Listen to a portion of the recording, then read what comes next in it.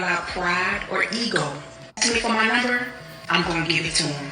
I don't care what he look like.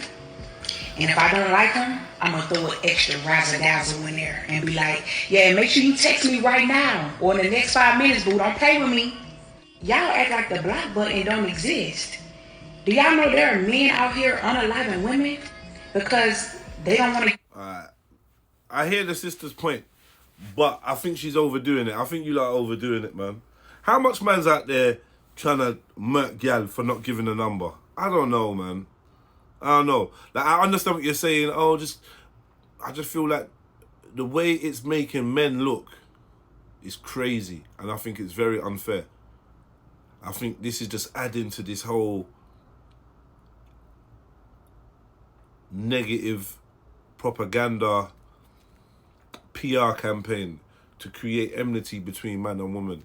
Do you know what I mean? I think that it's very convenient at the moment now that we have all this rhetoric against men, causing young men to feel ashamed of being masculine, be ashamed of being attracted to women, be ashamed of, I don't know, even getting angry, raising their voice, being upset.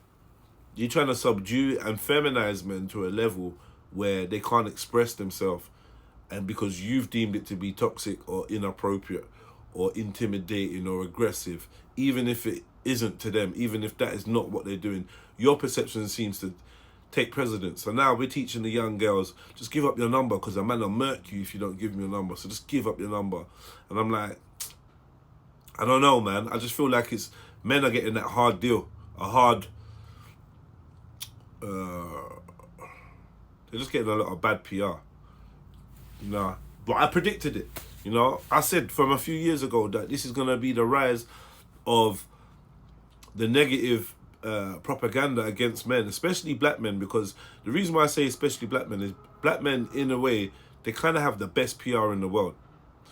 In terms of justice and fairness and safety, they kind of have some of the best PR in the world. And a lot of people would see a black man, an upstanding black man, to be a bastion of justice and fairness, you know. Mainly because other nations have solidified their place in the history books.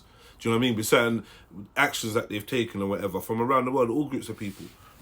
But when it comes to like sexual perversion, like especially aggression towards the vulnerable women and children, I think that you just expect the kidnapper or the rapist to be this unshaven white guy. That's like the stereotype, like, you know, because, you know, and then when you think about Peter Pan rings and things like that, you think about white folks, white men, older white men, rare. So, you know, they've shown us about the politicians, they've shown us about the weirdos in Hollywood, so now they have to follow through with the Cosbys, the R. Kellys, the black guys, the cool-looking black guy, the rapper, the one with the money, the one with chicks, you know, and they have to let the world know that men are perverts. All men are perverts.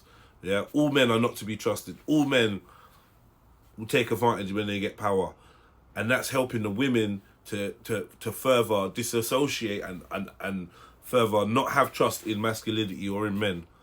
Therefore, widening the divide. And then there's men that's like, yo, if you got these negative connotations about me, I'ma live up to it. I'ma play into it. So it's like a self-fulfilling prophecy at some points. That's just what I see it as, isn't it? So this is just another arm of the narrative that women... Look, what was the other one that was going viral? Who would you rather be in the woods with? Alone in the woods with? A bear or a man? And so much people in the clips chose a bear. It was ridiculous. Now, you know, this is another extension of that. I know it's been happening for a long time. I've even got a number before.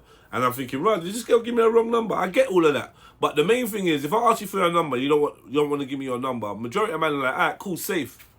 At the very worst, a man might say, you're a dickhead, or you're ugly anyway. At the very worst. Do you know what I mean? But these guys that are beating up women because they don't want to give that, I think that they're very rare. very rare, especially if you conduct yourself in a certain way, and putting out the message that, ladies, just give out your number because a man will bruck you up or kill you if you don't give him the number. I just don't like it. It leaves a bitter taste.